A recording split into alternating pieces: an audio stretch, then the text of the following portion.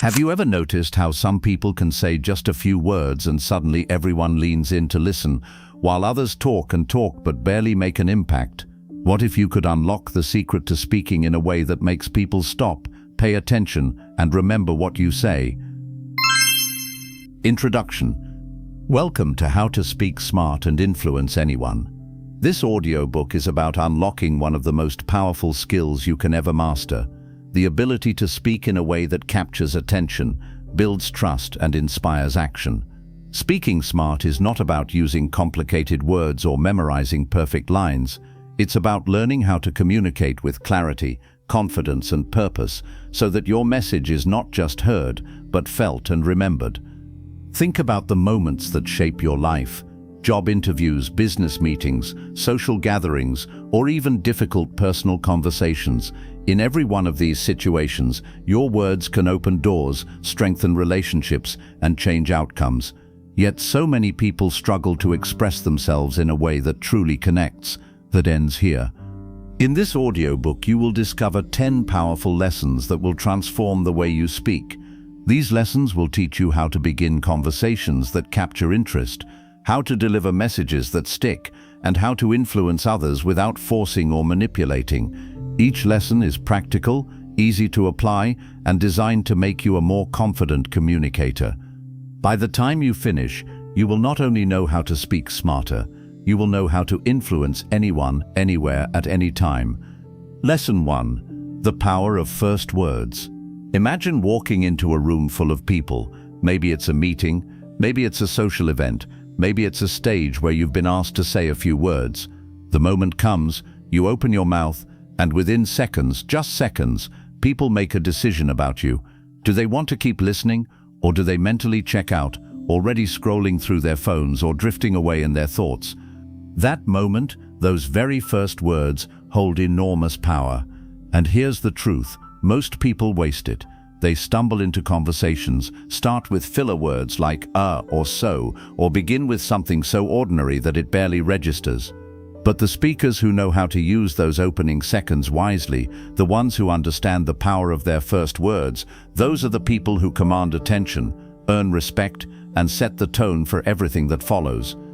Think about the greatest speeches in history. I have a dream. 4 words that captured not only attention but also hearts and minds, words that set a vision in motion. Or think about powerful storytellers, comedians, or leaders. They rarely begin with something weak like "thanks for having me here." Instead, they know their opening line is their hook, their invitation, their chance to pull you in before your mind wanders. Now let's bring this to everyday life, because speaking smart isn't only about stages and big audiences. It's about those small but important moments. Imagine a job interview. You walk in, sit down, and the interviewer says, "Tell me a little about yourself." The words you choose in the next 10 seconds shape the entire conversation. If you sound vague, uncertain, or unprepared, the impression is set. But if your first words are sharp, confident, and memorable, you immediately separate yourself from everyone else. Or think about meeting someone new at a networking event. The first sentence you speak can either be forgettable small talk or something that makes people curious and want to know more. The same is true in relationships, in negotiations, even in casual conversations. Your first words can decide whether the door opens wider or quietly closes. So how do you make your first words smart? The secret lies in 3 elements: clarity, curiosity, and confidence. First, clarity. Never start with rambling. Never begin without knowing exactly where you're going. A smart speaker prepares even just a single opening line. It doesn't need to be complicated, it just needs to be clear. Something like "I believe the way we communicate can change the course of our lives" is far stronger than "Well, I just want to say thanks for being here. I guess I'll talk a little about communication." One is sharp, the other is sloppy. Second, curiosity. Your opening should spark interest. You can do this with a question, a bold statement, or even a surprising fact. Questions work beautifully because they invite your listener to participate, even silently in their own mind. If I begin by asking, "Have you ever wondered why some people are listened to while others are ignored?" you are already thinking. You're already engaged. That's the power of curiosity. Third, confidence. People don't just hear your words, they hear your belief in your words. Even a simple introduction delivered with steady tone and presence will outshine complex ideas delivered with hesitation. Speak slowly, speak with conviction, and eliminate the ums and uhs that drain authority. Confidence is contagious. If you sound certain, people will feel certain that you're worth listening to. Let's explore some practical examples. Suppose you're giving a presentation at work. Most people start with something like, "So today I'll be talking about our quarterly numbers." That's fine, but it's also boring. A smarter opening would be, "In the last 3 months our work has created a result that none of us could ignore. Today I'm going to show you what it means and why it matters." Same topic, different impact. Another example, meeting someone new. Instead of the usual, "Hi, nice to meet you, what do you do?" you could say, "Hi, I'm glad we connected. I'm curious, what's the most exciting thing you're working on right now?" That small change transforms a dull exchange into a memorable conversation. Here's another scenario. Maybe you're nervous, maybe you're shy, maybe you're about to speak in front of people who intimidate you. What then? The key is still in those first words. Don't try to be perfect, try to be intentional. Even something as simple as, "I want to start by sharing a question that's been on my mind," can set you up with focus and purpose. Now let's talk about what to avoid. Don't start with apologies. "Sorry if I'm not great at this. Sorry if I talk too long." Apologies at the beginning tell your audience you're not confident, and they will believe you. Don't start with filler. "So, I guess I'll just get started." It signals hesitation. And don't start too soft. If you speak so quietly or timidly that people have to strain to hear, you've lost them before you even begin. The truth is, people are busy, distracted, and often skeptical. Their attention is precious. Your first words are the price of entry. If you spend them wisely, you've bought yourself minutes of focused listening. If you waste them, you'll be fighting uphill for the rest of your message. The good news is, mastering this doesn't take years. It just takes awareness and practice. Before your next important conversation, take 30 seconds to plan your first line. Ask yourself, what do I want them to feel? What do I want them to think? What do I want them to remember? Then craft an opening sentence that leads directly to that outcome. Think of it like lighting a fire. The first spark matters. Without it, there's no flame. But once you ignite curiosity, confidence, and clarity, the rest of your message has the fuel it needs to burn brightly. So the next time you step into a conversation, into a meeting, or onto a stage, remember this: people are waiting for a reason to listen. Give it to them. Don't waste your first words. Make them count, because when you do, you don't just speak smarter, you influence from the very first breath. Lesson 2. Clarity beats complexity. Have you ever listened to someone speak and thought, "I have no idea what they just said"? Maybe they used technical terms, long-winded explanations, or wrapped their point in so many layers that the message was completely lost. We've all been there, listening but not really hearing, nodding politely but quietly zoning out. Now think about the opposite. Imagine someone explaining something complicated, and suddenly it feels so simple that even a child could understand. You don't feel confused, you feel enlightened. That moment is powerful because clarity creates connection, and in speaking smart, clarity always beats complexity. Here's the truth: most people think that sounding smart means using big words, complex sentences, and jargon that only a few people understand.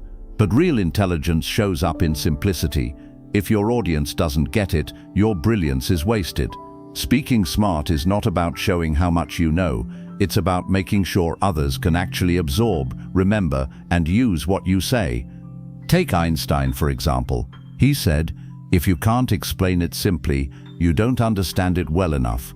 And he was one of the greatest minds in history. Notice he didn't say, "Use complicated language to impress others." He said, "Simplify, strip it down, make it so clear that anyone listening can grasp it." That's what true mastery looks like. Let's bring this into practical terms. Imagine you're in a meeting at work and someone asks about the progress of a project.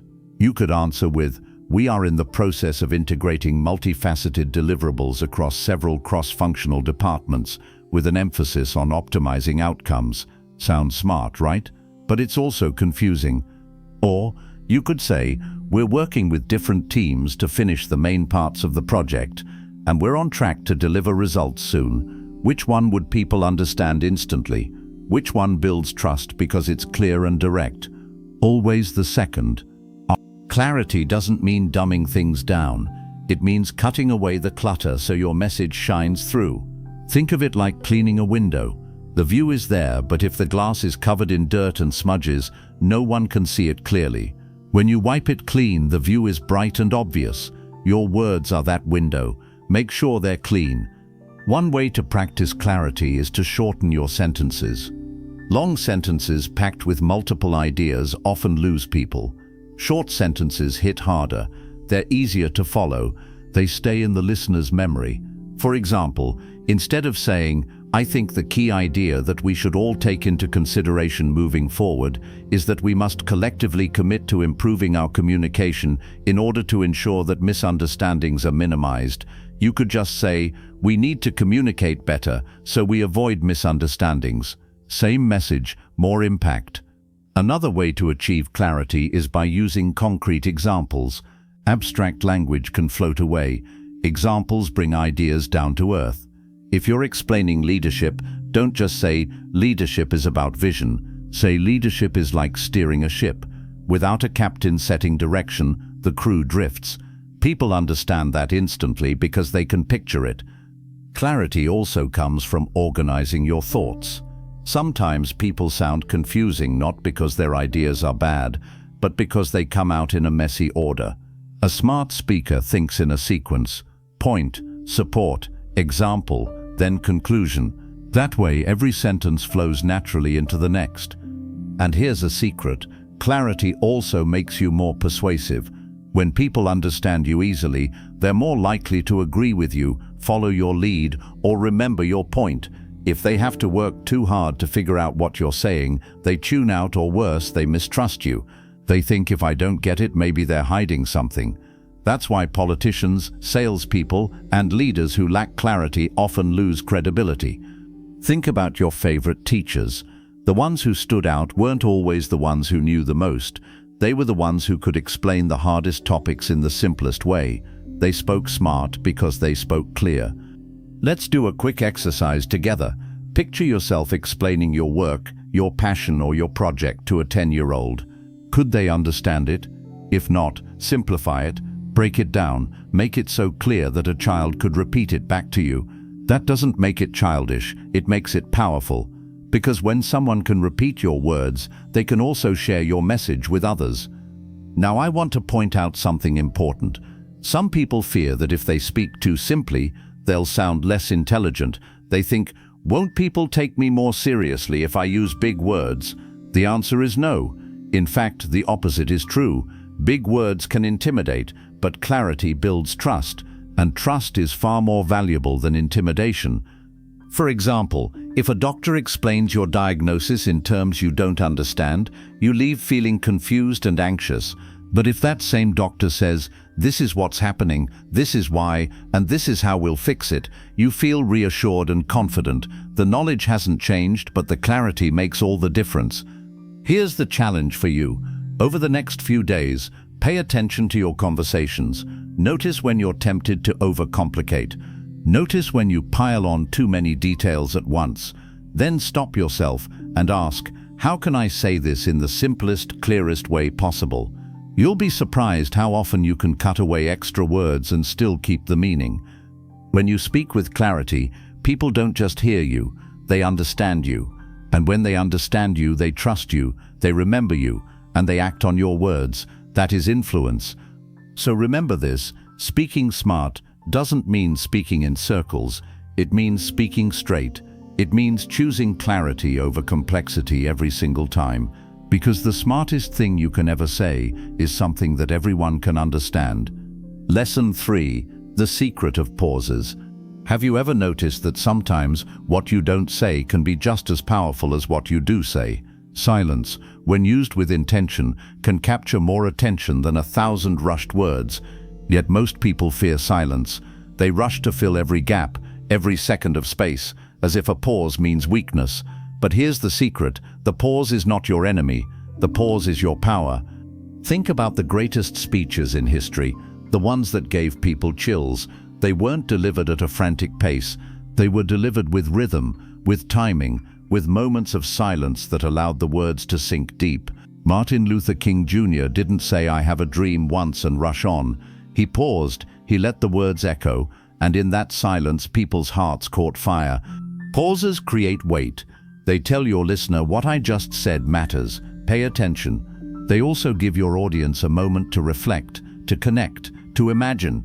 If you speak without pausing, you don't give them space to process. And when the brain can't keep up, it tunes out. That's why rushed speech often feels overwhelming. Here's an image I want you to picture. Imagine throwing pebbles into a pond. If you throw one pebble and let the ripples spread, the water reacts beautifully. But if you keep throwing pebble after pebble without stopping, the ripples collide, the water becomes chaotic, and nothing stands out. That's what happens when you speak without pausing. Your ideas crash into each other, and your message is lost. The pause lets the ripples spread. Now let's talk about how pauses actually influence people. First, they highlight importance. If you're about to make a key point, pause before and after you say it. That little silence frames your words like a spotlight. For example, imagine you're telling your team, "We need to change the way we work, because what we're doing now is not enough." The pauses give your words gravity. Without them, the sentence is just information. With them, it becomes a declaration. Second, pauses build anticipation. Think about a comedian delivering a punchline. The laugh doesn't come if they rush it. It comes in the pause, in the moment of waiting, in the tension that builds right before the release. Speakers can use the same tool. A pause before a surprising fact or a dramatic statement makes the audience lean in, waiting for what's next. Third, pauses give you control. Nervous speakers often race through their words, afraid of silence, but the moment you learn to pause, you show you are in command. You are not rushing for approval. You are guiding the room at your own pace. That calm, deliberate rhythm is the sound of authority. And fourth, pauses help you think. You don't need to know every word in advance. When you pause, you give yourself a chance to breathe, to gather your thoughts, to reset your mind. That's why skilled speakers never panic when they forget what comes next. They simply pause, breathe, and continue as if it were intentional. Let me give you some practical exercises. The next time you practice speaking, record yourself reading a short paragraph. Notice if you rush, then practice again, deliberately inserting pauses at natural breaks. Pause after a sentence, pause after a key word, pause before something important. Listen back and compare. You'll hear how much more powerful the second version sounds. Another exercise in conversation: resist the urge to reply instantly. When someone asks you a question, pause for 2 or 3 seconds before answering. This not only gives you time to think, it makes your response sound thoughtful rather than reactive. People will actually perceive you as wiser simply because you pause before you speak. Now let's address a common fear. What if the pause feels awkward? At first it will, because we're trained to fear silence. But here's the truth. The pause feels much longer to you than it does to your listener. To you, 3 seconds of silence might feel like forever. To your audience, it feels natural. And when you use pauses with confidence, they don't think you're lost, they think you're intentional. Another important point: not all pauses are equal. There are micro pauses, just a beat between phrases. There are medium pauses, like a couple of seconds after a full thought. And then there are dramatic pauses, the kind that stretch longer and hold the entire room in suspense. Each one has its place. The micro pause keeps your speech smooth. The medium pause helps with clarity. And the dramatic pause, that's where influence is born. Think about a movie scene where a character says something life-changing. They don't rush, they pause, they let the silence do the heavy lifting. As a speaker, you can do the same. Say something powerful, then stop. Let the silence carry it deeper than your voice ever could. Pauses also humanize you. When you pause, you breathe, you relax. You show your audience that you are not a robot spitting words, but a human connecting with them. That connection matters. People don't remember fast talkers. They remember the speakers who gave them space to feel. Here's a story to illustrate this. A young speaker once came to a coach and said, "I keep losing people when I talk. They look bored. They check their phones." The coach listened to him deliver a short speech. The words were good, the content was fine, but he spoke without a single pause, racing as if chased by his own words. The coach said, "Say it again, but this time, after each sentence, stop and breathe." The young man tried. At first it felt unnatural, but something changed. With the pauses, his words had rhythm. His listeners had time to nod, to absorb, to connect. For the first time, his speech landed. The only difference was the pause. So here's the lesson. Don't fear silence. Silence is not the absence of communication. Silence is part of communication. It's the frame around your picture, the beat in your music, the breath in your voice. Without it, your words are noise. With it, your words are music. As you practice speaking smart, pay attention to your pauses. Use them to highlight importance. Use them to build anticipation. Use them to regain control. And above all, use them to let your words live in the minds of your listeners. Because in the end, people won't just remember what you said. They'll remember how you made them feel.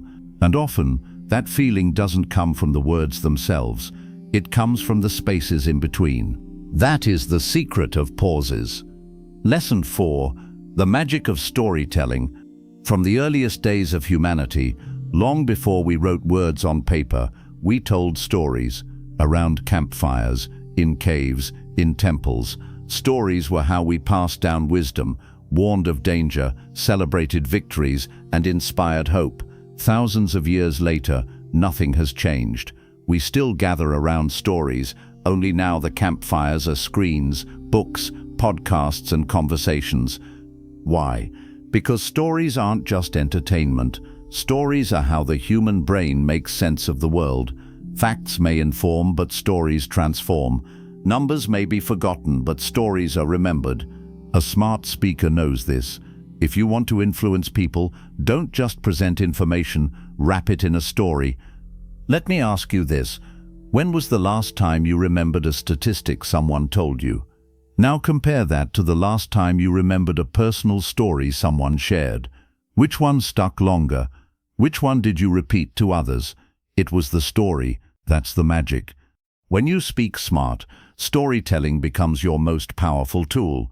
It takes abstract ideas and turns them into human experiences.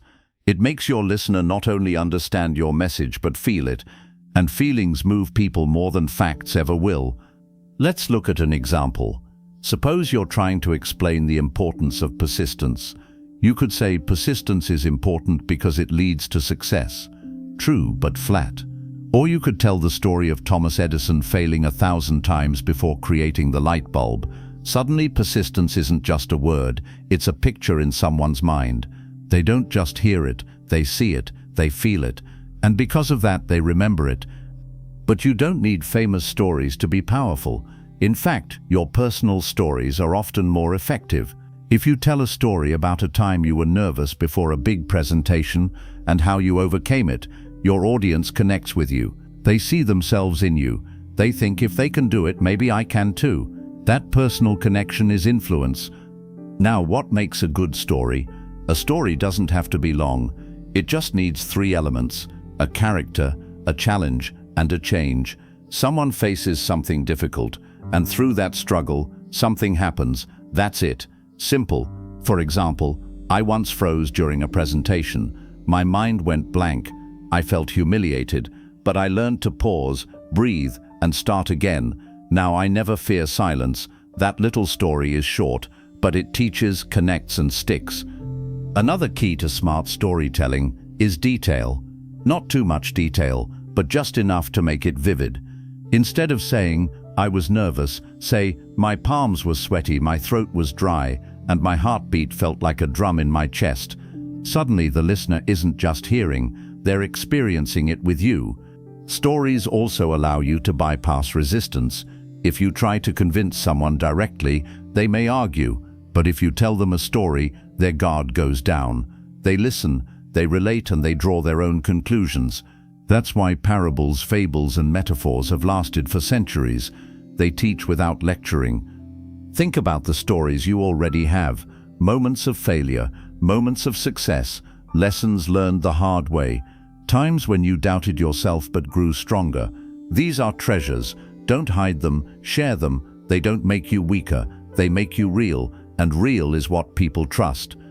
Here's a practical way to build your storytelling muscle. Keep a story bank. Whenever something happens in your life that teaches you a lesson, a challenge at work, a funny moment at home, a struggle you overcame, write it down. Over time, you'll have dozens of little stories ready to use. Then, when you need to make a point, you don't just tell people what you think, you show them through story. Let's also talk about pacing. A good story has rhythm. If you rush through it, it loses its impact. If you drag it out, it becomes boring. The key is balance. Use descriptive details, but don't get lost in them. Move the story forward. Lead your listener to the moment of change, the turning point where something shifts. That's where the lesson lives. And don't forget your voice. When you tell a story, vary your tone. Whisper when the moment is quiet. Raise your voice when the moment is exciting. Slow down when the tension builds. Speed up when the action unfolds. A flat story, told in a monotone, dies on delivery. But a story told with life, with emotion, with color, that story breathes. Here's something fascinating. When you tell a story well, the brains of your listeners actually synchronize with yours. Neuroscientists call this neural coupling. Your brain and theirs literally light up in the same way. That's why stories feel so bonding. They create shared experience. They unite speaker and listener in the same emotional space. So the next time you want to teach, persuade, or inspire, ask yourself, what story can I tell? Not what data can I recite, not what argument can I build, but what human experience will make this message come alive. Let's do a quick exercise. Pick a lesson you want to share. Maybe it's about confidence. Now, instead of saying confidence is important, recall a moment in your life when confidence or the lack of it changed everything. Maybe it was a job interview, a speech, or even asking someone out. Tell that story. Relive the moment. Share how you felt, what you did, what changed. That's how you turn an idea into influence. To speak smart is not just to be clear, it's to be compelling. And storytelling is what makes clear words unforgettable. Without stories, your message is dry. With stories, your message has flesh, blood, and soul. So remember this: information gets forgotten, stories get repeated. Information may touch the mind, stories touch the heart. And when you touch the heart, you influence the whole person. That is the magic of storytelling. Lesson 5: confidence in your voice. When you speak, people don't just listen to your words, they listen to your voice. They listen to how you say it. They listen to the tone, the rhythm, the steadiness, and the energy. And here's the truth: before people decide whether your message is worth believing, they decide whether you sound like someone worth believing. That decision happens in seconds. Confidence in your voice is not about volume. It's not about shouting or trying to dominate the room with noise. True vocal confidence comes from steadiness, control, and presence. It's the difference between someone saying, "I think maybe this could work," and someone saying, "This will work, and here's why." The words may be similar, but the delivery changes everything. Let's break this down. Think about a time when you heard someone nervous speak. You probably noticed it right away. Maybe their voice was shaky, maybe they spoke too quickly, maybe their words tumbled out without pauses. You could feel the tension, and because they sounded uncertain, you started to feel uncertain about what they were saying. Now think about someone you respect, someone who spoke with calm authority. Their voice wasn't rushed, it was measured, it had weight, and because they sounded confident, you trusted them, even before you had fully processed the content of their message. That is the power of vocal confidence. So how do you build it? The first step is breath. Breath is the fuel of your voice. Nervous speakers breathe shallowly, high in the chest. Confident speakers breathe deeply, low in the diaphragm. Before you speak, take a slow breath. Feel it expand your lungs. Then let your words ride on that breath. This gives your voice steadiness. It also calms your body, which calms your mind.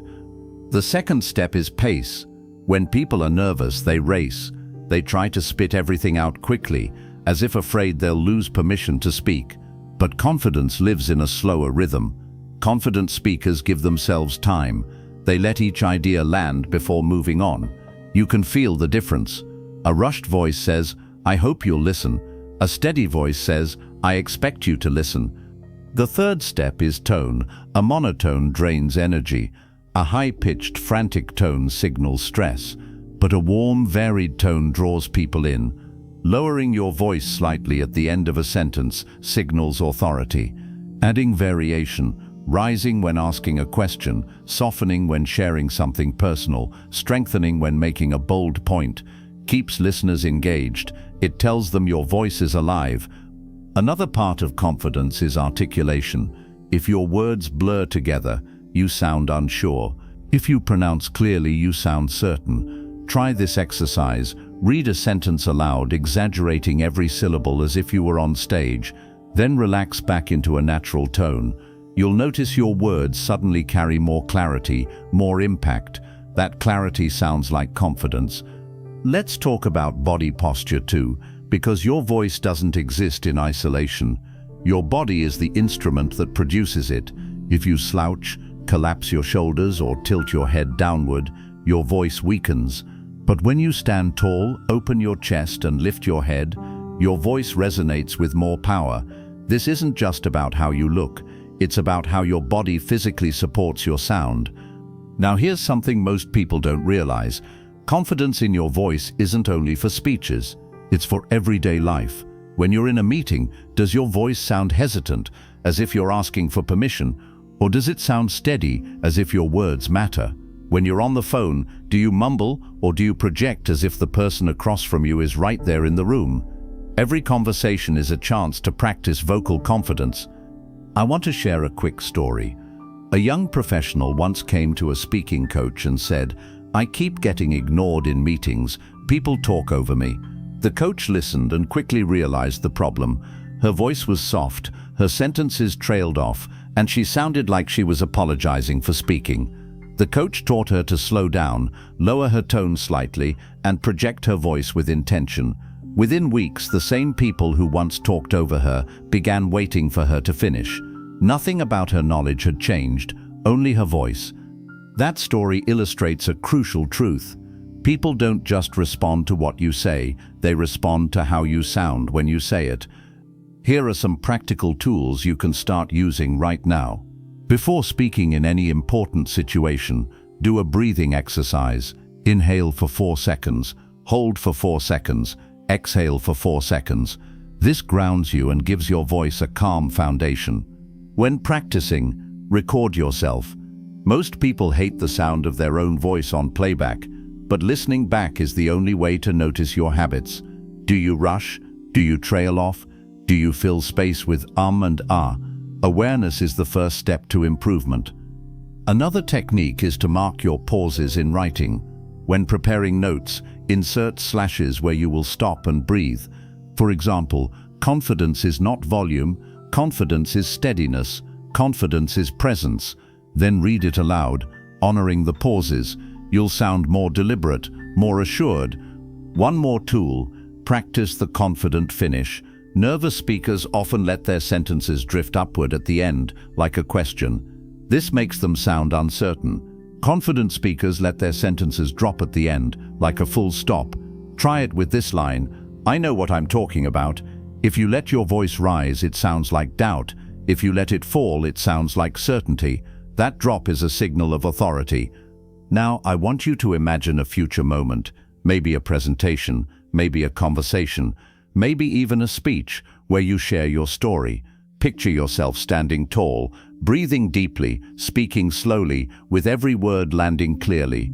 Picture the heads nodding, the eyes focused, the attention drawn to you, not by force, but by the quiet power of your confident voice.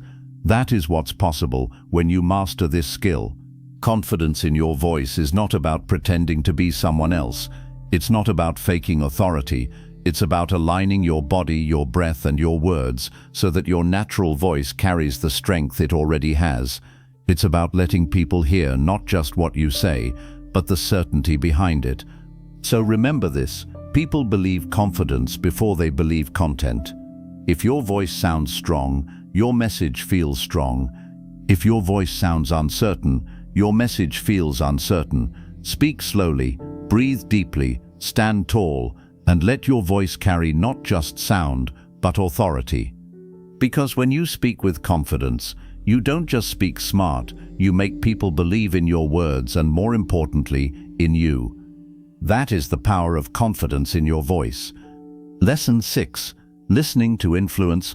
Most people believe that powerful communication is all about speaking. The right words, the right delivery, the right presence, and yes, those matter. But here's the hidden truth: the most influential speakers are also the best listeners. Think about the people you admire most, the leaders who inspire you, the mentors who guide you, the friends you trust. Why do you respect them? It's not just because of what they say, it's because of how they make you feel when you speak to them. They make you feel heard. They make you feel understood. They make you feel like your words matter. And when someone makes you feel that way, you naturally trust them. You're naturally open to their influence. Listening, then, is not a passive skill. It's an active tool of influence. And the irony is this: when you stop talking and start truly listening, people often see you as more intelligent, more trustworthy, and more powerful. Let me paint a picture. Imagine two managers. Manager A always talks. Every meeting is a lecture. He explains, instructs, and dominates the room. Manager B, on the other hand, asks questions. He leans in, he listens carefully. He repeats back what he hears to show he understands. When Manager B finally speaks, people listen more closely because they feel like his words are shaped by their input, not just by his ego. Who do you think has more influence over the team? Always Manager B. Why? Because listening builds connection, and connection builds influence. Now let's break down what smart listening really means. It's not just sitting quietly while the other person talks. It's not nodding while secretly planning your response. Real listening has three parts: attention, interpretation, and response. First, attention. This means you give the speaker your full focus. In today's world of constant distraction, this is rare. Think about how powerful it feels when someone looks you in the eye, puts their phone away, and really tunes into your words. It feels like a gift. It feels like respect. That alone sets you apart. Second, interpretation. This means you don't just hear the words, you listen for the meaning behind them. What is the person really saying? What do they feel? What do they need? Often people's true message is hidden under the surface of their words. A smart listener digs deeper. Third, response. A smart listener responds in a way that shows understanding. This could mean reflecting back what was said. So what I hear you saying is, or it could mean asking a thoughtful question that proves you were really paying attention. The key is that your response builds trust. It tells the speaker, I didn't just hear you, I understood you. Let's see how this works in practice. Imagine someone comes to you frustrated about a project. They say, this process is a mess, nothing works, nobody cares. A poor listener would jump in with advice. Here's what you should do. But a smart listener pauses and says, it sounds like you're feeling overwhelmed and maybe unsupported. Am I right? The person nods, maybe even sighs with relief. Only then do you offer suggestions. And when you do, they're more likely to listen because they feel you listened first. Listening also makes persuasion easier. When people feel heard, their defenses drop. They stop resisting. They start considering. Think of a negotiation. If you only push your own agenda, the other side pushes back. But if you listen to their concerns, acknowledge their needs, and then frame your proposal as a solution that addresses those needs, suddenly you're not an opponent, you're a partner. That's influence. Here's something else most people miss. Listening gives you information. Every time you stay quiet and let someone speak, you learn what matters to them. You learn their values, their fears, their motivations. That knowledge is gold. It allows you to shape your words in ways that resonate.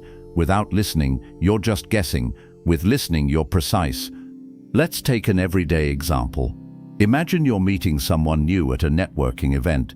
You ask, "So what do you do?" They start talking about their work. Instead of planning your turn to talk, you ask a follow-up. "That sounds interesting. What's your favorite part of it?" They light up.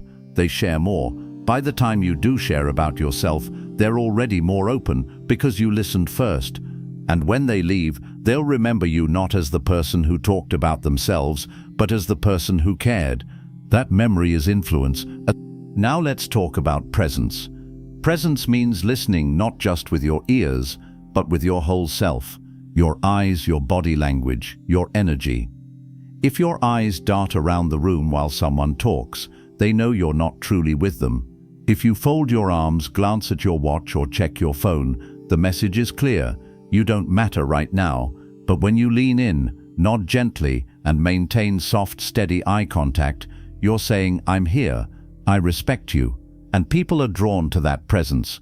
One of the best ways to practice presence is to silence your inner dialogue. Most of us listen with half our mind and argue with the other half.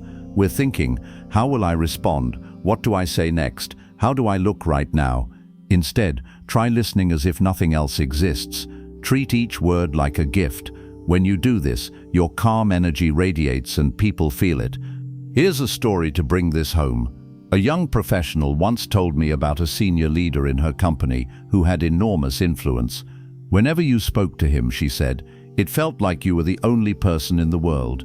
Even if the room was crowded, even if the clock was ticking, he gave you his complete attention. He didn't interrupt, he didn't rush, and when he finally responded, his words hit hard because you knew they came from someone who had truly listened. That leader's power didn't come from talking all the time, it came from listening deeply. So, how do you train yourself to become a better listener? Here are some simple but powerful practices. First, wait 3 seconds before responding in conversation. This pause breaks the habit of jumping in too quickly. It shows the other person you're processing their words. It also gives you time to form a thoughtful reply. Second, repeat or reframe.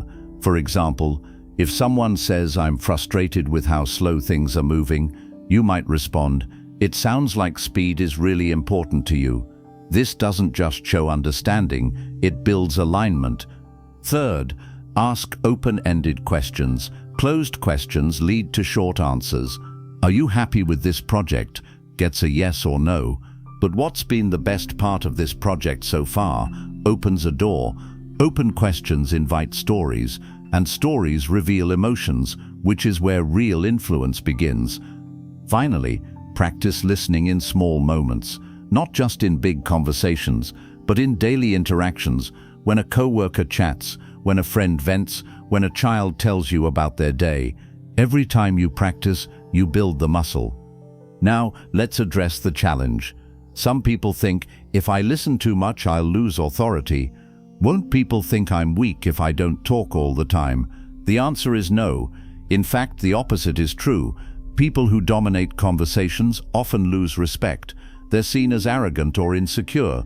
But people who listen gain respect. They're seen as confident, wise, and secure enough not to need the spotlight. Think of the best leaders. They don't need to shout. They don't need to fill every silence. They listen, then speak. And because they listen first, when they finally do speak, everyone listens.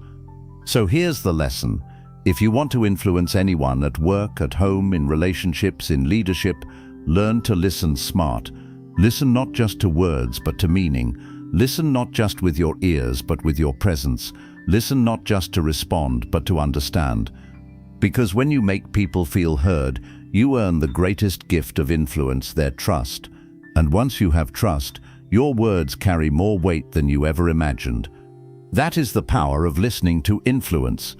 Lesson 7. Ask smart questions. If you want to speak smart, you must also learn how to ask smart. Questions are one of the most powerful tools you will ever have for influence. They can open doors, shift perspectives, and even change lives. And yet, most people don't use them wisely. Think about it. When you ask a question, you do more than request information. You guide attention, you shape thinking, you invite people to reveal themselves. A question can build trust. A question can spark curiosity. A question can turn a passive listener into an active participant. Smart speakers understand this. They don't just give speeches, they create conversations. Now, let's pause and ask ourselves, why do questions work so well? The answer lies in human psychology. When you tell someone something, they can agree or disagree. They can push back, they can resist. But when you ask someone a question, their mind has no choice but to search for an answer. Even if they don't speak it aloud, they think it. In that moment, you've directed their focus. You've engaged their brain. That is influence in its purest form. Let me show you how this works with a simple example. Suppose you want to inspire someone to take better care of their health. You could lecture them. You need to exercise more, eat better, and get more sleep.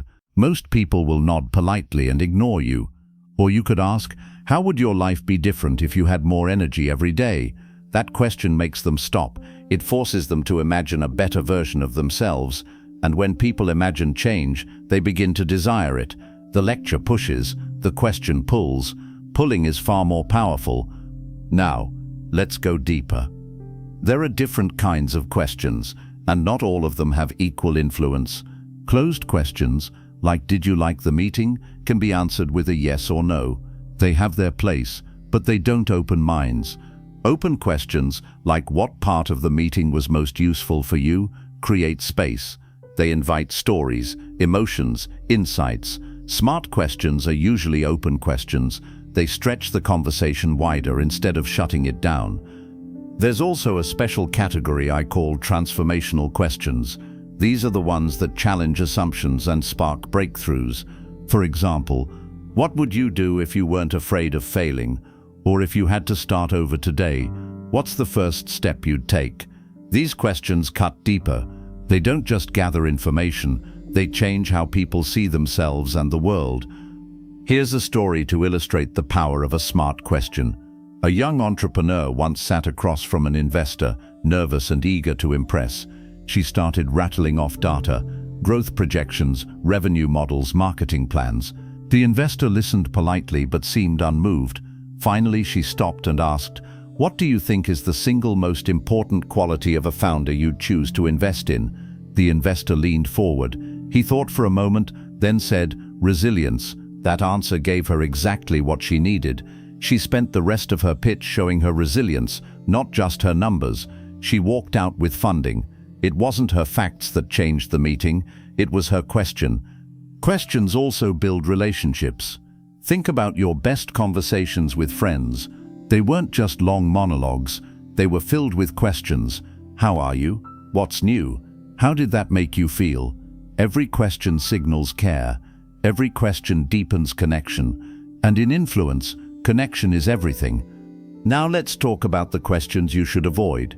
Weak questions are vague. They don't engage. Everything good? How's life? They may start small talk, but they rarely create depth. Leading questions can also backfire if they feel manipulative. For example, "Don't you think this is the best option?" That doesn't build trust, it corners people. And rapid-fire questions asked without listening to the answers make you look impatient, not smart. So, how do you ask smart questions in everyday life? Here are some practical strategies. First, listen before you ask. Smart questions grow out of what's been said. If someone tells you they're stressed, don't change the subject. Ask, "What's been the hardest part of it for you?" That shows presence. It shows care. Second, make your questions specific. Instead of, "How was your weekend?" try, "What was the highlight of your weekend?" Specificity sparks richer answers. Third, use what and how more than why. Why can feel judgmental, like an interrogation. "Why are you late?" sounds accusatory. But "what got in the way of your timing today?" feels curious. Same goal, different energy. Fourth, embrace silence after asking. Too many people ask a question and then rush to fill the gap. Don't. Ask, then wait. Let the person think. Silence is often where the most honest answers emerge. And here's something fascinating. Great leaders and coaches often ask more questions than they give answers. They know that when people discover truth for themselves, it sticks longer. Advice can be ignored, but answers people uncover with your guidance feel like their own. And when an idea feels like yours, you own it. Let's take an example from leadership. Imagine a team struggling with low morale.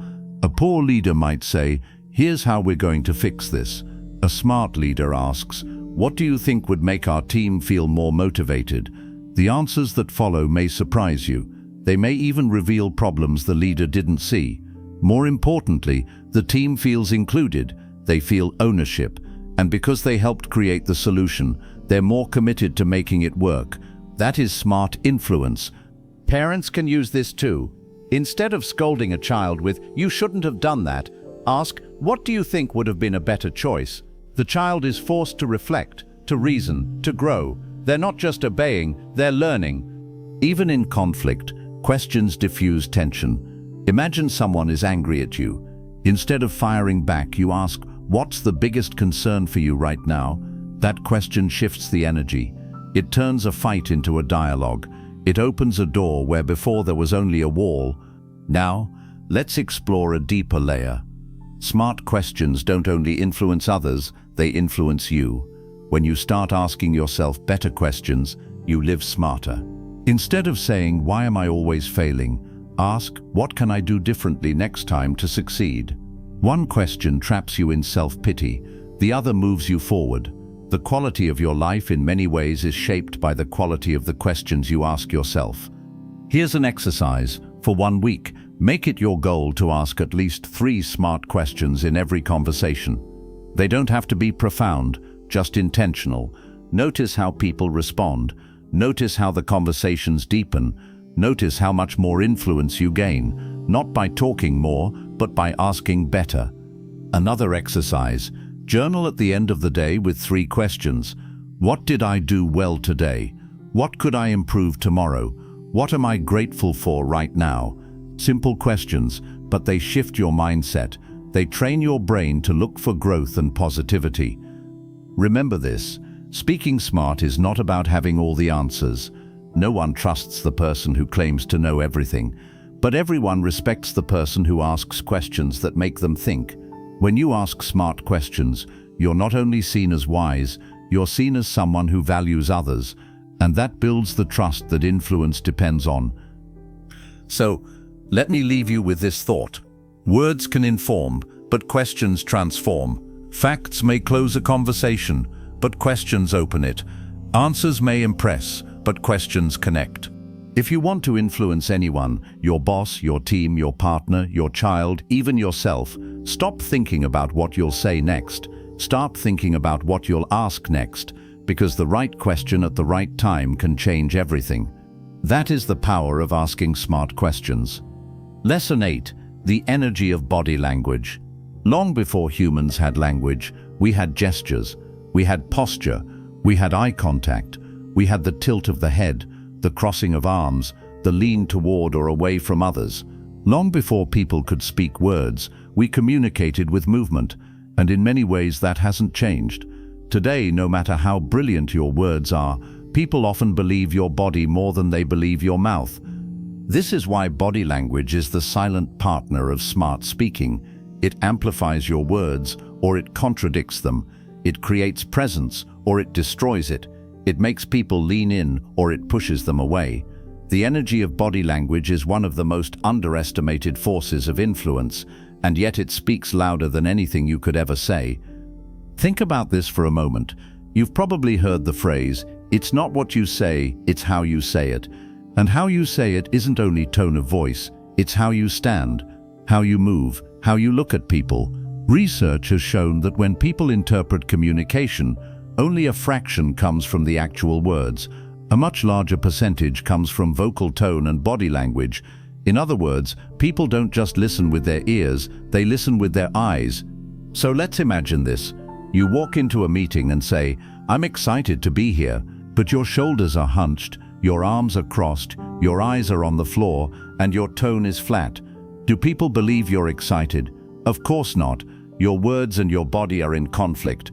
And when words and body conflict, people believe the body, always. On the other hand, imagine walking into the same meeting, shoulders back, chest open, head high, eyes engaged. You smile, lean slightly forward, and say with steady tone, "I'm excited to be here." This time people believe you. They don't just hear it, they feel it. That's the energy of body language aligning with your words. Now, let's break this down into practical elements, because body language is not one big thing, it's many small signals working together. The first is posture. Posture is the foundation of presence. When you slouch, shrink, or fold into yourself, you signal insecurity, fatigue, or disinterest. But when you stand tall, spine straight, shoulders relaxed but open, you signal confidence, energy, and authority. People notice posture instantly. It tells them whether you are ready to be heard or ready to hide. The second is eye contact. Eye contact is a bridge. Too little eye contact and you seem evasive or untrustworthy. Too much and you seem aggressive or intimidating. The key is balance. Look at people long enough to connect, but soften your gaze often enough to feel natural. In one-on-one conversations, focus on the other person's eyes for a few seconds at a time, then glance away briefly before returning. In larger groups, move your gaze slowly across the room so everyone feels included. The right eye contact says, "I see you, I'm here with you." The third is gestures. Your hands speak volumes. Nervous hands fidget, tap or hide. Confident hands are visible, open and purposeful. Gestures should match your words, not distract from them. If you're talking about growth, gesture upward. If you're talking about connection, open your arms. If you're making a point, use a firm, still hand for emphasis. Think of your gestures as highlighters. They draw attention to the most important parts of your message. The fourth is facial expression. Your face tells the emotional truth of your words. A blank or tense expression while you talk about something exciting confuses people. A warm, engaged face, on the other hand, builds trust instantly. Don't force a fake smile, but allow genuine expressions to flow. Raise your eyebrows to show interest. Soften your mouth when listening. Widen your eyes when sharing something surprising. Your face is a mirror for emotion. Use it to reflect the energy you want others to feel. The fifth is movement. Movement creates energy, but too much movement creates chaos. Pacing nervously or rocking side to side drains authority. Standing frozen can feel stiff. The key is controlled movement. Step forward when you want to emphasize. Step to the side when transitioning topics. Lean slightly in when connecting. Purposeful movement says, "I am deliberate." Let's take this from theory into story. A young speaker once prepared a brilliant presentation. The content was sharp, the slides were perfect, but when she delivered it, something felt off. Her voice was steady, but her arms were crossed almost the entire time. Her shoulders curled inward. Her eyes darted at the slides instead of her audience. People left feeling disconnected. The feedback wasn't about her ideas, it was about her presence. A coach worked with her to adjust only her body language. She practiced standing tall, keeping her arms open, holding eye contact and using gestures aligned with her points. The next time she delivered, the difference was dramatic. The content hadn't changed at all, but the impact was night and day. People leaned in, they engaged, they remembered. Why? Because her body finally told the same story as her words. Here's another example. Picture a leader announcing a new company direction. If he slouches at the podium, avoids eye contact and mumbles while staring at notes, what happens? The team feels uneasy, they doubt the vision. But if the same leader stands tall, uses open gestures, and speaks with steady eye contact, the exact same words suddenly feel inspiring. Nothing about the plan changed, only the energy of body language. Now let's talk about energy itself. Because beyond posture, eyes, gestures, and movement, body language carries energy. Have you ever met someone who lights up a room before they say a word? You can feel their presence. They carry themselves with ease, with openness, with warmth. That energy is contagious. On the other hand, you've probably met people who seem to drain the room the moment they walk in. Shoulders slumped, eyes down, movements heavy. That energy is also contagious. Your body language radiates energy that others absorb. If you want to influence, you must manage your energy intentionally. This doesn't mean being fake. It means aligning your body with your best self.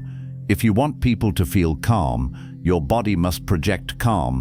If you want them to feel excitement, your body must project excitement. If you want them to feel trust, your body must project openness. Energy flows body to body. What you carry, they catch. So how do you train yourself to project powerful body language? Let's go step by step. First, become aware of your habits. Many of us don't realize what we do. Do you cross your arms often? Do you fidget with pens or phones? Do you avoid eye contact? Record yourself speaking or ask a trusted friend to observe you. Awareness is the first step to change. Second, practice posture daily. Stand against a wall with the back of your head, shoulders and heels touching it. That's alignment. Practice walking with that alignment. The more natural it feels, the more your body language will radiate confidence. Third, train your gestures. Stand in front of a mirror and practice explaining something simple with your hands open, visible and purposeful. Then practice without gestures at all. Notice the difference. Notice how gestures, when aligned, add energy and clarity. Fourth, rehearse your face. This may sound strange, but actors do it constantly. Practice smiling, raising your eyebrows, softening your gaze. Record yourself telling a story and study your expressions. Do they match the emotion of your words? If not, adjust. Fifth, practice stillness. Confidence doesn't mean constant movement. Sometimes the most powerful body language is calm stillness. Plant your feet, hold your posture, deliver a sentence without moving a muscle. Let your presence do the work. Finally, cultivate energy through your body before you speak. Stretch, shake out tension, take deep breaths, roll your shoulders back, walk into the room as if you belong there, because you do. That physical preparation charges your body with the energy you want to project. Here's a simple exercise you can do before any important conversation, meeting or speech. Find a quiet space. Stand tall, arms stretched wide, chest open. Breathe deeply for 2 minutes in this position. This is sometimes called a power pose. Research shows it reduces stress hormones and increases confidence hormones in the body. You will literally feel more powerful and your body language will show it. Now, let's remember, body language is cultural too. Eye contact that shows confidence in one culture may feel disrespectful in another.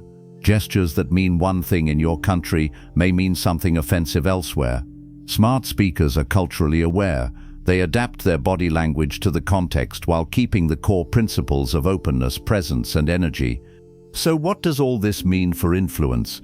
It means that when your body says yes and your words say yes, people believe you. When your body says no and your words say yes, people doubt you. Influence depends on alignment, and alignment comes from mastering the energy of your body language. As you move forward, I want you to experiment. In your next conversation, focus less on the words and more on your body. Stand taller, look with intention, gesture with purpose, smile when it fits. Notice how the other person reacts. You'll be amazed at how much shifts when your body speaks with confidence. Because in the end, people don't just hear you, they feel you. They feel your energy, they feel your presence, they feel whether your body matches your words. And when everything aligns, you don't just speak smart, you embody influence. That is the energy of body language. Lesson 9. Adapting to your audience. One of the biggest mistakes people make in communication is believing that one style fits all. They prepare a message, polish their delivery, and present it the same way to everyone, no matter who is in the room. And then they wonder why sometimes their words inspire and sometimes they fall flat. Here's the truth. Great communication is not about speaking the way you like to speak. It's about speaking in a way that your audience needs to hear. The smartest speakers don't just prepare their words, they prepare their approach. They adapt, they adjust, they read the room, they study the people, and they shape their message to fit the listener. That flexibility is what separates average communicators from powerful influencers. Think about music for a moment. A great musician doesn't play the same way in every setting. They don't perform a delicate ballad in a noisy stadium without changing the arrangement. They don't blast rock anthems in a quiet cafe. They adapt their sound to the space and the audience. Speakers must do the same. Let's explore this with some real-world examples. Imagine giving a technical presentation to a group of engineers. They care about details, they want precision, they want evidence. If you try to inspire them with nothing but broad vision and emotional language, they may think, "That was nice, but where's the data?" Now picture the same presentation delivered to a group of executives. They don't want every detail. They want the big picture, the impact, the bottom line. If you drown them in technical jargon, they'll tune out. Same topic, different audiences, completely different approaches. Adapting doesn't mean being fake. It doesn't mean pretending to be someone you're not. It means respecting your audience enough to meet them where they are. It means adjusting your tone, your words, your examples, even your energy, so that your message connects instead of clashes. Now, let's break this into layers. The first layer of adaptation is understanding the audience's knowledge level. Are they beginners or are they experts? Beginners need simplicity, analogies and big ideas. Experts need depth, nuance and technical accuracy. If you pitch too high, beginners feel lost. If you pitch too low, experts feel insulted. Smart speakers strike the balance. The second layer is understanding their interests and values. What matters most to them? If you're speaking to a team of marketers, talk about creativity, brand and customer impact. If you're speaking to a team of financiers, talk about numbers, risk and return on investment. People listen more closely when they hear their own values reflected in your words. The third layer is reading the room in real time. Even if you prepared perfectly, every audience has its own mood, energy and flow. Maybe you plan to deliver with high energy, but the room feels quiet and reflective. If you push too hard, you'll feel out of sync. Maybe you plan to keep it serious, but the room is buzzing with humor and lightness.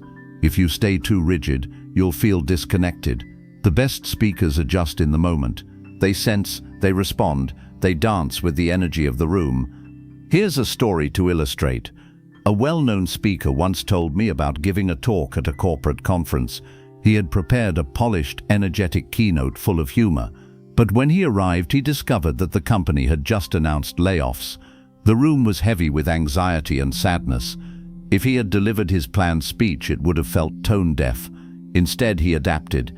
He slowed down. He acknowledged the tension. He told stories about resilience and hope. The energy shifted, not because of his planned words, but because he respected the audience's emotional state. That is smart speaking. Another story, a teacher once noticed her students glazing over during a science lesson. She was explaining chemical reactions with technical terms, but the students looked lost. She paused, thought for a moment, and then said, "Imagine baking cookies. You put dough in the oven, and it transforms into something new. That's chemistry."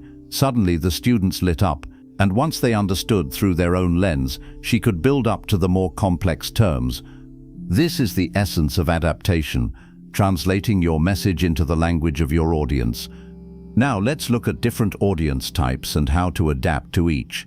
If you're speaking to children, keep it playful, concrete and visual. Use stories, comparisons and simple words. If you're speaking to teenagers, connect to their passions, their struggles, their need for belonging. If you're speaking to professionals, show respect for their expertise, use examples from their industry, and balance authority with humility. If you're speaking to a mixed crowd, layer your message, simple enough for newcomers, rich enough for experts, with stories that touch everyone. Adaptation also applies to culture. What feels confident in one culture may feel arrogant in another. What feels respectful in one culture may feel distant in another. Smart speakers learn about cultural norms, adapt their body language, adjust their pace, and show awareness. Even small gestures of respect can open doors that arrogance would slam shut. And here's another dimension: personality types. Some people are thinkers. They value logic and structure. Others are feelers. They value emotion and connection. Some are doers. They want action steps and results. If you speak to a thinker with nothing but emotion, they may dismiss you. If you speak to a feeler with nothing but numbers, they may disconnect. If you speak to a doer with nothing but theory, they may grow impatient. Adapting means weaving logic, emotion, and action together so everyone finds a doorway into your message. Now, you might be wondering, but how do I know what type of audience I'm facing? The answer is simple. Pay attention. Look at their reactions. Are they nodding, taking notes, asking for details? That's a detail-oriented group. Are they smiling, laughing, responding emotionally? That's an emotionally open group. Are they asking, so what do we do next? That's an action-driven group. Your job is to read the signals and adjust. Let's talk about energy matching. People naturally connect with those whose energy matches theirs. If someone speaks softly and you respond by booming loudly, they may feel overwhelmed. If someone is enthusiastic and you stay flat, they may feel disappointed. Adapting your energy doesn't mean mimicking, but it does mean aligning. Start where they are, then lead them where you want to go. For example, if you want to inspire a quiet group, don't burst in with overwhelming energy right away. Start softer, meet them at their level, then gradually build up. They'll follow you, but if you blast them with energy too soon, they'll resist. Adaptation also means knowing when not to speak. Sometimes the most powerful thing you can do for an audience is listen first, ask questions, invite their thoughts, let them shape the direction. Then, when you do speak, your words are tailored to what they've shared. You've turned a one-way speech into a two-way connection. Here's a practical tool. Before any important communication, ask yourself 3 questions. Who am I speaking to? What do they care about most? How do they prefer to receive information? Write down your answers. This small step prepares you to adapt instead of just react. Another exercise, practice telling the same story in 3 different ways. First, tell it as if to a child, then tell it as if to a colleague, then tell it as if to a group of executives. Notice how the language changes, how the details shift, how the tone adjusts. That exercise trains your brain to adapt instinctively. Now let's address the fear. Some people worry, if I adapt too much, won't I lose myself? Won't I sound fake? The answer is no. If you adapt from a place of authenticity, you're not changing who you are, you're changing how you deliver, so your true message can actually land. Think of it like translation. If you only speak English and your audience only speaks French, refusing to adapt isn't authenticity, it's arrogance. Translation is not fake, it's respect. Remember this. Influence is not about you, it's about them. It's about reaching them, moving them, inspiring them, and you cannot do that if you refuse to meet them where they are. So let me leave you with this. The best speakers are like water. They take the shape of the container they are in. They can flow into any space, adapt to any form, and still remain water, pure, true, and powerful. Be like water. Shape yourself to your audience, not to please them, but to reach them. Not to change who you are, but to make sure who you are is heard. Because when you adapt to your audience, you don't just speak, you connect. And when you connect, you influence. That is the power of adapting to your audience. Lesson 10. Speaking with purpose. Words are tools, words are bridges, words are weapons, but above all, words are carriers of purpose. Without purpose, even the most polished speech is just noise. Without purpose, your stories, your pauses, your body language, all of it become decoration with no direction. Purpose is the heartbeat of smart speaking. It's what makes your words live longer than the moment they're spoken. It's what makes people remember you not just for what you said, but for what you stood for. If influence is the destination, purpose is the compass. Let's begin with a simple truth. People don't follow words, they follow meaning. They don't rally around empty statements, they rally around causes. Think about history's greatest communicators. Martin Luther King Jr. didn't just describe problems, he spoke with the purpose of justice and equality. Nelson Mandela didn't just share ideas, he spoke with the purpose of freedom and reconciliation. Malala Yousafzai didn't just tell her story, she spoke with the purpose of education for every girl. Their power wasn't just in their eloquence, it was in their purpose. Now, you may be thinking, but I'm not leading a movement, I'm just trying to speak better in my daily life. And that's the beauty of purpose. It doesn't have to be global, it can be personal. Your purpose may be to inspire your children, to guide your team, to serve your clients, or to uplift your community. Purpose is not about scale, it's about clarity. So what is purpose really? Purpose is knowing why you speak before you decide what to say. Too often people reverse this. They focus on crafting the what without ever defining the why. They chase clever words but forget meaningful ones. A smart speaker begins every conversation, every presentation, every story with a question. What is my purpose here? What do I want people to feel, to understand, to do? Let's explore this with an example. Imagine you're giving a presentation about a new project. If your only purpose is to present information, your talk will feel flat. But if your purpose is to inspire the team to believe in this project, suddenly your delivery changes. You tell stories, you show passion, you connect. Or if your purpose is to persuade decision makers to approve funding, you focus on impact, on return, on evidence. The same project, the same facts, but different purpose, and purpose shapes everything. Purpose also gives courage. Many people fear speaking because they focus on themselves. Will I sound smart? Will I look nervous? Will I make a mistake? But when you shift your focus to purpose, fear shrinks, because it's no longer about you, it's about the message. You're not there to perform, you're there to serve. You're not there to impress, you're there to deliver value. That mindset turns anxiety into energy. I once heard the story of a shy student who dreaded public speaking. Every time she stood in front of the class, her hands shook and her voice quivered. Then one day, she was asked to speak about a cause she deeply cared about, animal welfare. For the first time, she forgot her nerves. She spoke passionately, her voice strong, her gestures alive. Why? Because her focus was no longer on herself, it was on her purpose. That's what purpose does. It gives ordinary people extraordinary presence. Now let's break this into layers. The first layer is clarity of purpose. Ask yourself, why am I speaking right now? Is it to inform, to persuade, to inspire, to connect? Each purpose requires a different approach. Informing requires clarity and structure. Persuading requires logic and emotion. Inspiring requires vision and energy. Connecting requires openness and humility. If you don't know your purpose, you'll drift. If you do, you'll direct. The second layer is alignment with values. Purpose isn't just about goals, it's about integrity. If your words don't align with your true values, people will sense it. They may not know why, but they'll feel something is off. Authentic purpose is grounded in what you genuinely believe.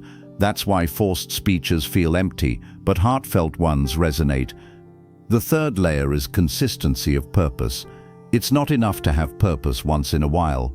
To be truly influential, your words must consistently reflect who you are and what you stand for.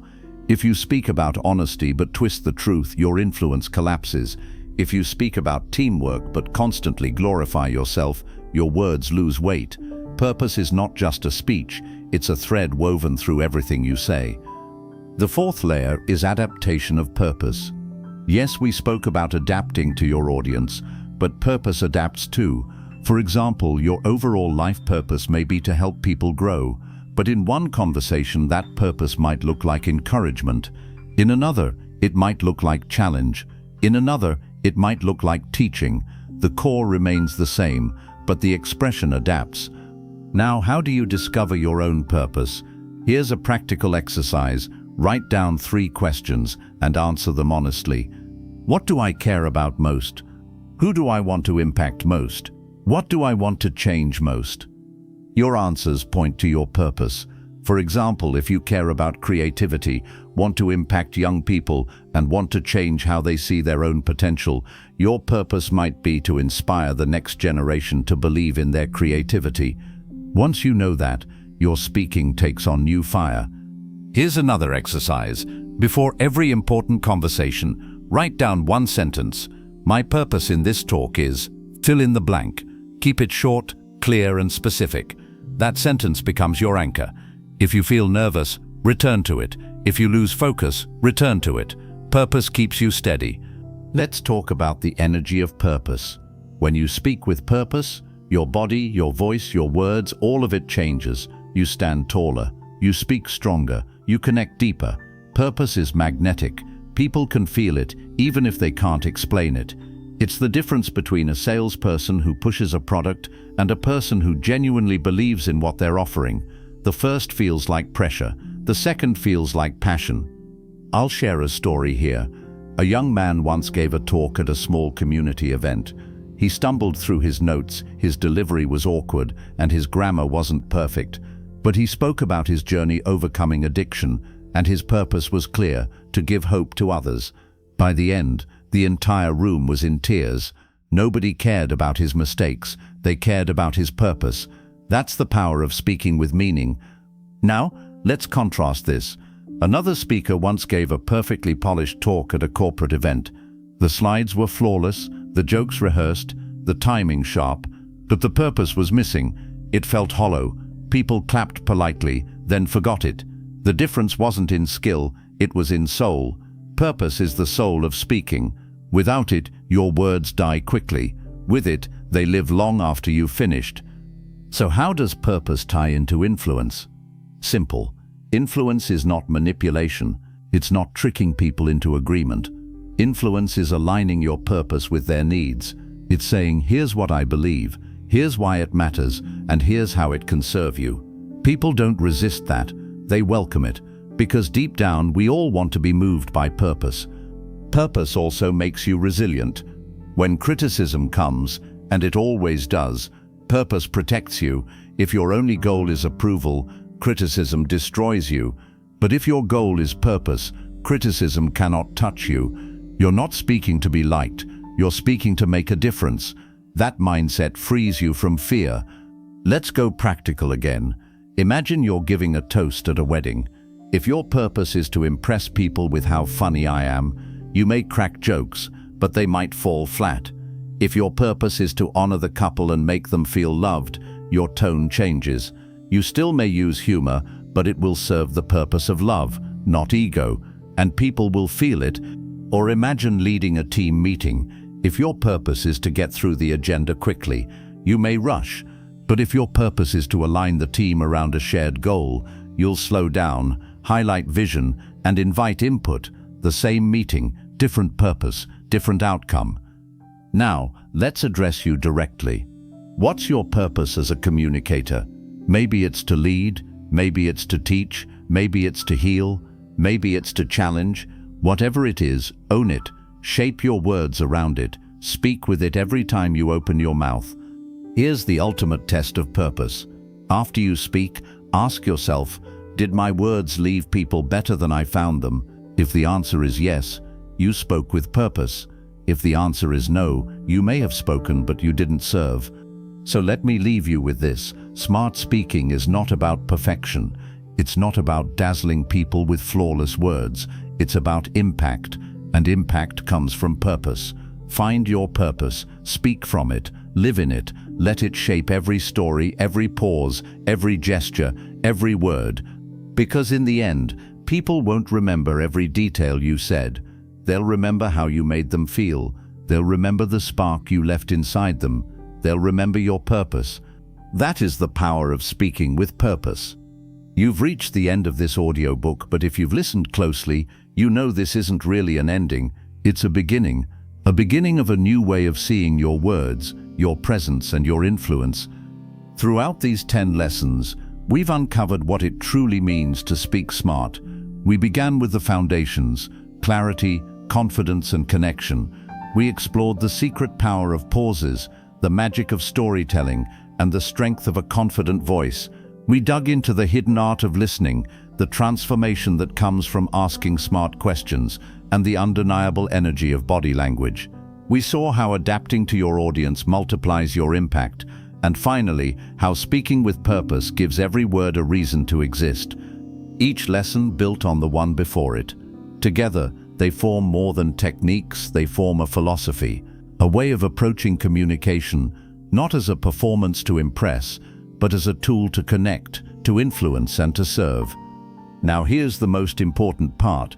These lessons are not meant to stay on these pages, or in your headphones, or in your memory. They are meant to be lived. They are meant to be practiced. They are meant to be tested in real conversations, in real challenges, in real moments that matter. The next time you step into a meeting, remember, clarity creates confidence. The next time you tell a story, remember, people remember pictures more than points. The next time you feel nervous, remember, pause, breathe, and let silence carry your words deeper. The next time you want to influence, remember, listen first, ask second, speak last. And most of all, every time you open your mouth to speak, whether to one person or 100, ask yourself, what is my purpose here? Because when you know your purpose, you never get lost. Communication is not about saying more. It's about saying what matters. It's about speaking in a way that people can understand, remember, and act upon. It's about leaving people better than you found them. So as you close this audiobook, carry this thought with you. Every conversation is an opportunity. Every word is a choice. Every silence is a chance to connect. Use them wisely. Use them intentionally. Use them with purpose. Because when you do, you won't just speak smart, you will change how people see you, how they hear you, and how they remember you. And that is the essence of influence. This is your voice. This is your moment. This is your power. Go out into the world and speak smart.